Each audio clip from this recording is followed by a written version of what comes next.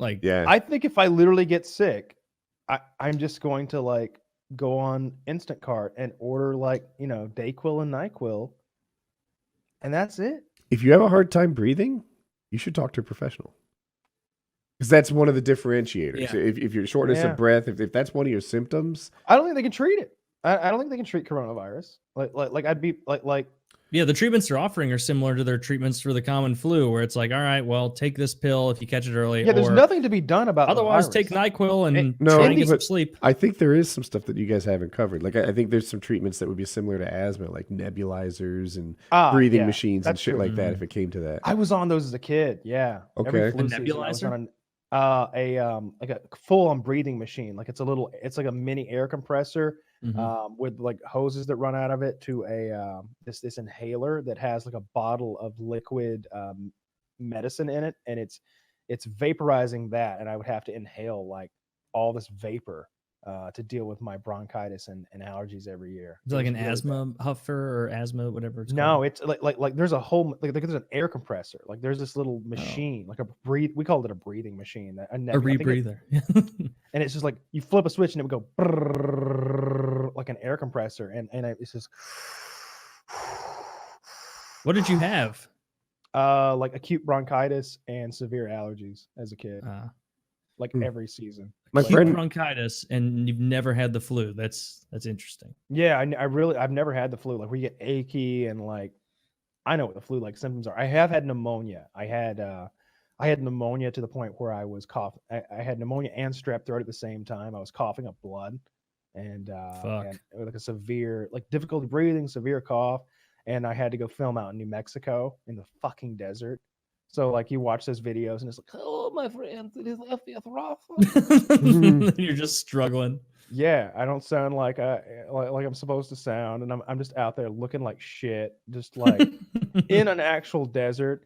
I'll never forget, like I'm literally vomiting behind a truck, and I finish vomiting, and I take blue Gatorade, swish it out, spit out the vomit, and then drink some more to like try to stay hydrated because I just threw up in the desert with pneumonia.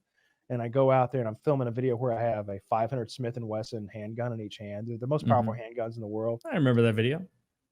My friend throws a tear gas grenade at me. What a prick. It goes right at my feet. And I get mad, so I kick it and it explodes. And just makes a big, instead of like a stream of tear gas, it just goes poof, tear gas. And I'm just like, that was a good day. I love my friend. I love my friend. Yeah.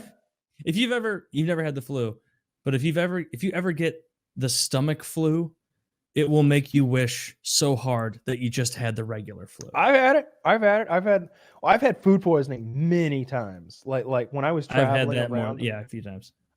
I was traveling around so much, and I was eating at like I wanted to eat all this like food I'd never had before. Like I'm like, oh yeah, like all this fancy seafood and oysters and all sorts of shellfish. And it seemed like I got food poisoning every 3 weeks for 6 months. Like a string of times, like over and over and over. You're probably fucking allergic to something that you were eating over and over. That is a weird amount of times to get food poisoning in 6 months. I remember it was not mussels, but what are those things that they cook? I always forget what they're called. Mussels, clams, shallots, does it look like a mussel?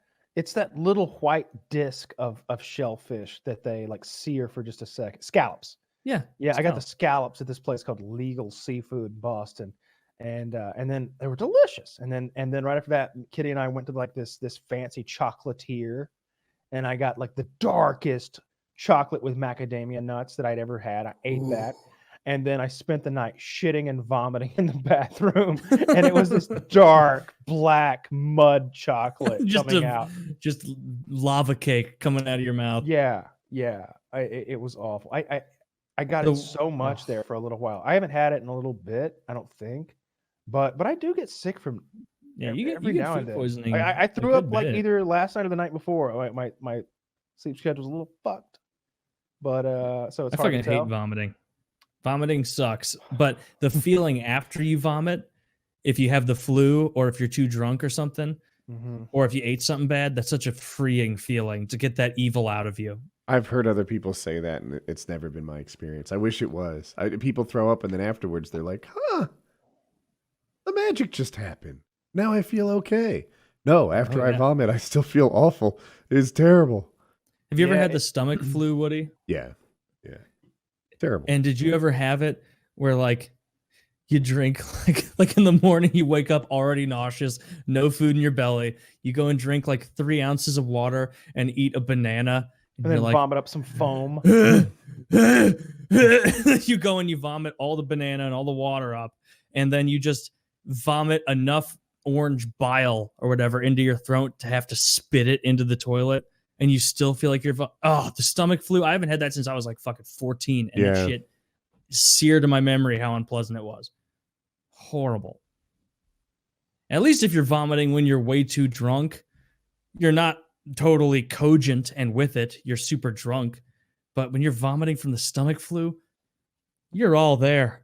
You're all there and you're experiencing every little ounce of shit that's coming up or trying to come. Oh. Having the flu is so bad. And that somehow, though, like time has passed. I'm like, yeah, the flu, it's a little thing. We all get it and move past it, right? But when you're in it, oh my. It's horrible. I forgot how awful this was. I had the flu, whatever, a couple weeks ago, and like my bones hurt. Like I'm usually pretty unaware of all my bones, you know, like they just do their jobs and they don't really fuss. Exactly. Kyle doesn't get it because he's never had it. But like, you'll like pick up like a fork to try and eat your eggs, and you're like, my arm. For me, I walk and my shin bones hurt.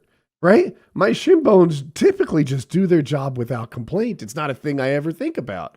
But when I have the flu, they do. It's just, everything. My skin was all in pain. All my whole skin, the organ tingling, that covers my whole body. And I rub it and I'm like, this actually, it's not a bad pain. Like it's not awful, but it's pain. This is what pain is. Just touching your skin is stingy and it's like, and every morning you wake up feeling like you joined an inner city gang the night before. You're thrown on the ground in the middle of a public playground and people kick the shit out of you. And you're like, I haven't done anything physical in 5 days. I shouldn't be sore. And you're just trying to,